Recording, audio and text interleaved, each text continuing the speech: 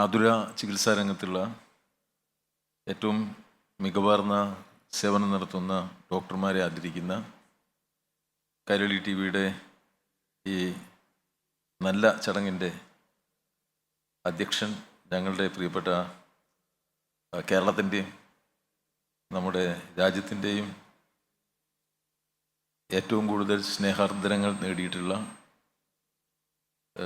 ശ്രീ മമ്മൂട്ടി, അതുപോലെ തന്നെ ഞങ്ങളുടെ MD ജോൺ ബ്രിട്ടാസ്, ഇവിടെ സന്നിധരായിട്ടുള്ള ഇവിടെ വരാൻ പോകുന്ന നമ്മുടെ മന്ത്രി K മുരളീധരൻ, നമ്മുടെ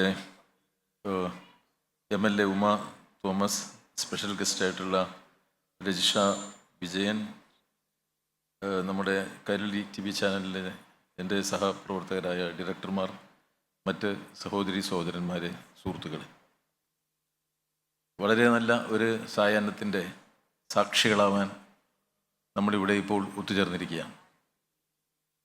കേരളീയ സമൂഹത്തിൽ കൈരളി TV ചാനൽ നടത്തി പോന്നിട്ടുള്ള മികവാർന്ന പ്രവർത്തനത്തിലെ ഏറ്റവും പ്രധാനപ്പെട്ട കാര്യങ്ങളാണ് ഇവിടെ നേരത്തെ സൂചിപ്പിച്ചതുപോലെ നമ്മൾ കേരളത്തിൻ്റെ സാമൂഹ്യ മണ്ഡലത്തിലെ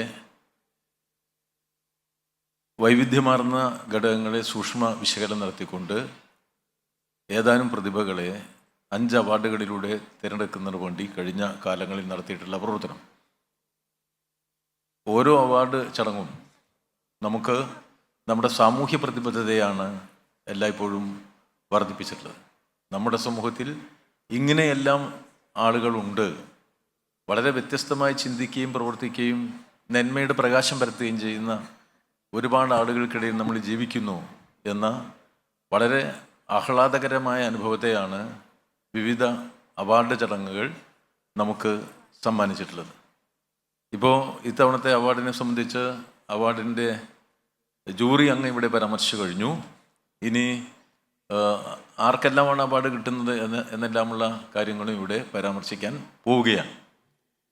സ്വാഭാവികമായും കേരളം പോലെയുള്ള ഒരു സംസ്ഥാനത്തിൻ്റെ ഏറ്റവും വലിയ പ്രത്യേകത ആരോഗ്യപരമായ കാര്യങ്ങളിൽ നമ്മൾ പുലർത്തുന്ന അതീവ ജാഗ്രതയാണ്.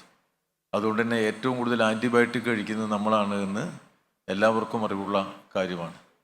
സാധാരണ വരുന്ന ചെറു രോഗത്തിന് പോലും വലിയ പൈസ കൊടുത്ത് ചികിത്സിച്ചില്ലെങ്കിൽ വിഷമത അനുഭവിക്കുന്ന ഒരു ജനതയുമാണ് നമ്മൾ എന്നുള്ളത് എല്ലാവർക്കും അറിവുള്ള കാര്യവുമാണ്. അതിനേക്കാൾ പ്രധാനപ്പെട്ട ഒരു കാര്യം, ഏറ്റവും കൂടുതൽ ആളുകൾക്ക് വേഗത്തിൽ വയസ്സാവുന്ന ഒരു സംസ്ഥാനമാണ് കേരളം. ഇതര ഇന്ത്യൻ സംസ്ഥാനങ്ങളിൽ നിന്ന് നമുക്ക് വലിയ വ്യത്യാസമുണ്ട്.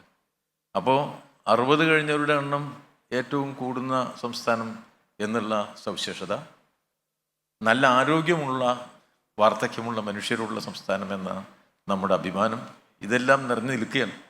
ആരോഗ്യം നമുക്കുണ്ടാക്കുന്ന വലിയ മുൻകൈയും അതോടൊപ്പം അതുണ്ടാക്കിയിരിക്കുന്ന ഒരുപാട് പരിമിതികളുമുണ്ട്.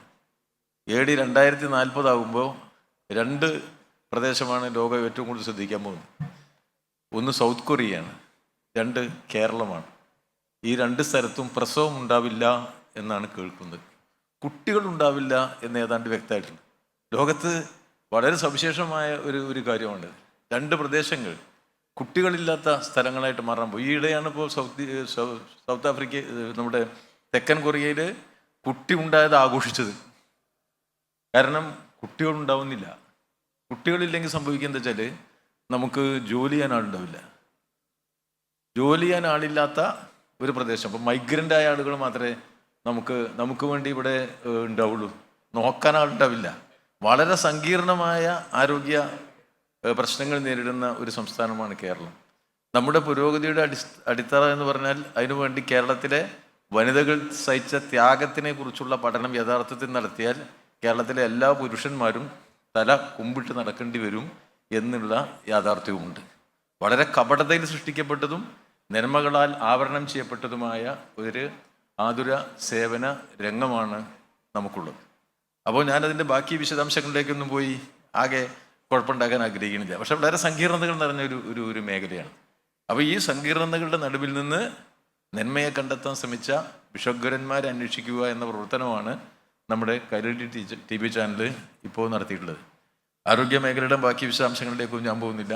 ഒരു പൊതുപ്രവർത്തനം എന്ന നിലയിൽ അതിലേക്ക് പോയാൽ വേറെ തരത്തിലുള്ള കാര്യങ്ങളെക്കുറിച്ച് നമുക്ക് സംസാരിക്കേണ്ടി വരും. ഏതായാലും കേരളത്തിൻ്റെ ഏറ്റവും വലിയ അഭിമാനങ്ങളിൽ ഒന്ന് നമ്മുടെ മികച്ച ആതുര ശുശ്രൂഷ മേഖലയാണ്. ഇന്നത്തെ സാഹചര്യത്തിൽ കേരളത്തിൻ്റെ ഒരു ഗുണം, ഇപ്പോൾ ഇവിടെ ഈ സ്പോൺസർമാരുടെ പട്ടികയിലേക്ക് ഞാൻ നോക്കിയപ്പോൾ ഒരുപാട് നല്ല ആശുപത്രികളുടെ പേരുകൾ അതിൽ കാണുകയുണ്ടായി. ഈ ആശുപത്രികളിൽ വ്യക്തികൾ നടത്തുന്നുണ്ട്, ഏതാനും വ്യക്തികൾ ചേർന്ന് നടത്തുന്നുണ്ട്. ആ കൂട്ടത്തിൽ കേരളത്തിലെ ഏറ്റവും മികച്ച സഹകരണ ആശുപത്രിയുടെ പേരും ഞാനതിൽ കാണുന്നത്. കേരളത്തിലെ ഏറ്റവും വലിയ പ്രത്യേകതയാണത്. ഇപ്പോൾ കേരളത്തിലെ ഏറ്റവും വലിയ ആശുപത്രികളിൽ ഒന്ന് സഹകരണ മേഖലയിൽ പ്രവർത്തിക്കുന്ന ഒരു ആശുപത്രിയാണ് എന്നുള്ളതാണ്. ഇത്രയും വൈവിധ്യത്തോടു കൂടി ആരോഗ്യ മേഖലയെ രൂപപ്പെടുത്തിയിട്ടുള്ള അത്യപൂർവ സ്ഥലങ്ങൾ മാത്രമേ നമ്മുടെ നാട്ടിലുള്ളൂ. അപ്പോൾ വളരെയേറെ ജനകീയ ബന്ധമുള്ള വൈവിധ്യമുള്ള ഒരു ആരോഗ്യ മേഖല നമുക്കുണ്ട്. ഈ ആരോഗ്യ മേഖല സംരക്ഷിക്കപ്പെടുമോ എന്നുള്ളതും അതീവ ഗൗരവത്തോടുകൂടി ആലോചിക്കേണ്ട ഒരു ചരിത്ര കാലമാണിത്. പുറത്തുനിന്നുള്ള ആളുകൾ വന്നിട്ടുണ്ട്. ഏറ്റവും ചെറിയ ചിലവിൽ ഏറ്റവും മികച്ച ആരോഗ്യ സൗകര്യമുള്ള കേരളത്തിലെ ആ ചെലവ് കുറഞ്ഞ ആരോഗ്യ സംവിധാനത്തെ തകർക്കുന്നതിന് വേണ്ടിയുള്ള ആളുകളെല്ലാം ഇവിടെ എത്തിച്ചേർന്നിട്ടുണ്ട് എന്നുള്ള വസ്തുത എത്ര പേർക്ക് അറിയാമെന്ന് എനിക്ക് അറിഞ്ഞുകൂടാ.